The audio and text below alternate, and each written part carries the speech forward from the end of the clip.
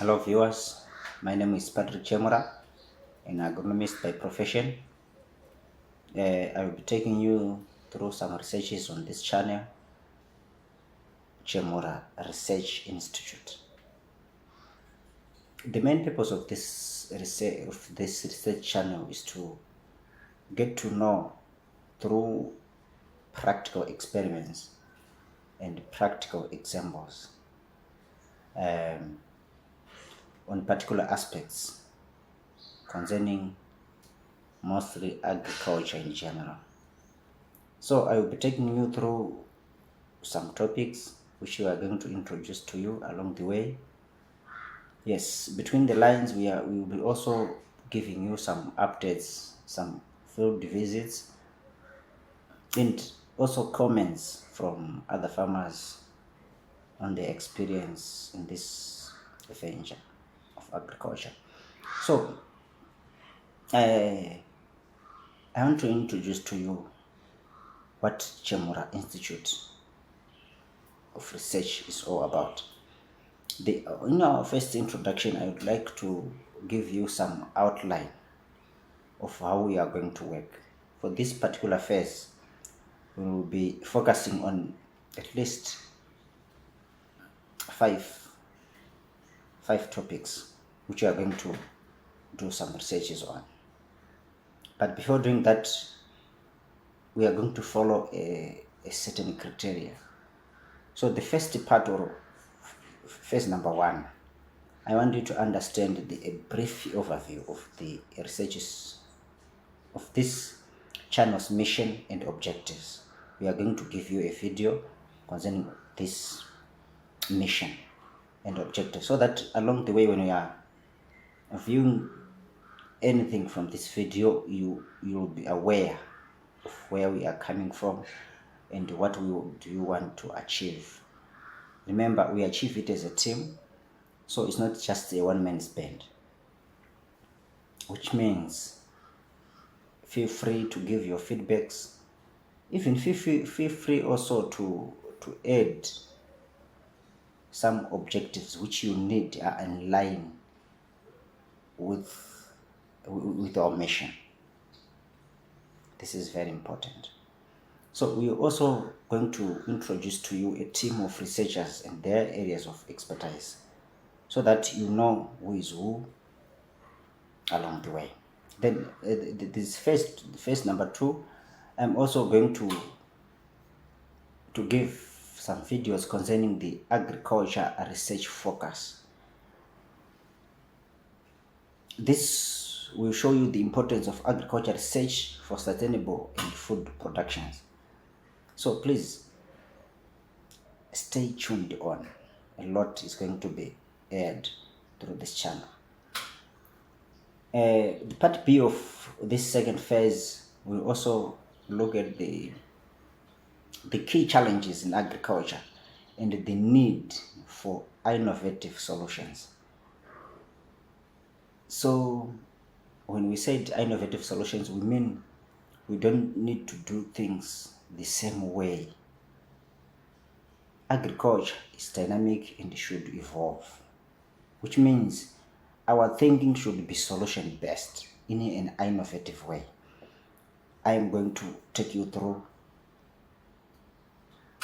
this third phase of this of our outline on this channel. We are also going to focus on research topics. So on the first research topic that we are going to air out through this channel is based on soil health and management. I'm going to present to you the impact of soil health on crop production. I'm also to introduce to you some research findings on various soil management techniques, e.g., the impact of composting, the impact of crop rotation, also the impact of, say, crop covering, something like that. So please don't go away. We are also to do some on this aspect on this research topic on soil health and management.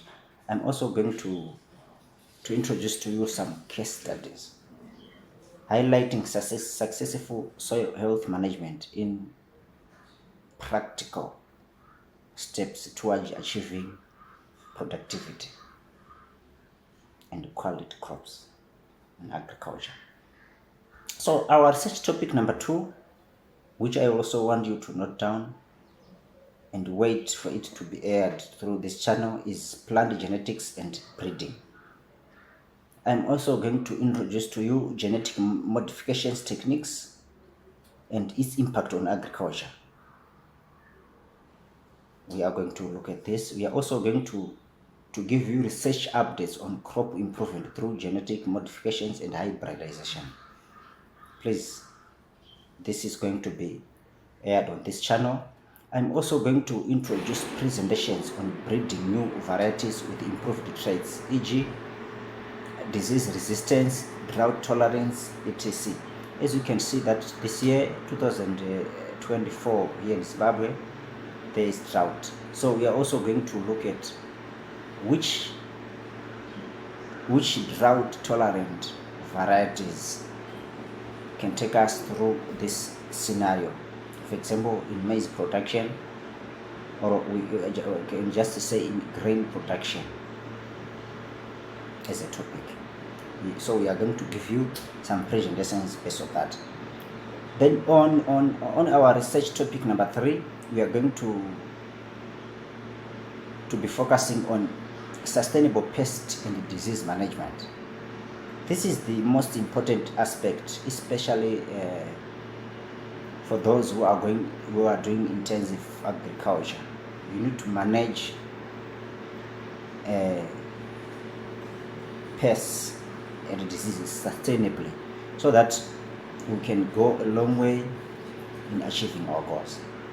So on sustainable pests and disease management, we are going to do some investigative environmental friendly pest control methods. By doing so, we are trying to come up with a situation where we say every solution towards pest and disease management should be environmentally friendly. Remember, we operate in an environment where there are other things which are important to us. For example, there are some insects, there are some microorganisms which are important. So we need to check out how we can interact with them without affecting their availability, because they are also important in one way or the other. I am going to take you through that. We are also going to do some research findings on natural biopesticide and their efficiency. Biopesticide and their efficiency, which means you and me, we need to help each other to find some practical type of pests which we need to do some research on and see their impact and their efficiency. I think this is clear. We're also going to do some presentations on disease prevention and management strategies in crops. Then, still on that, we are also going to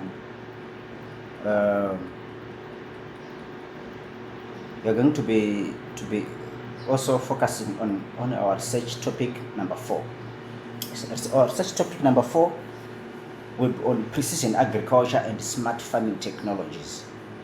Yes, this is where we need young farmers to be paying attention to see how we can change the scope of agriculture in general.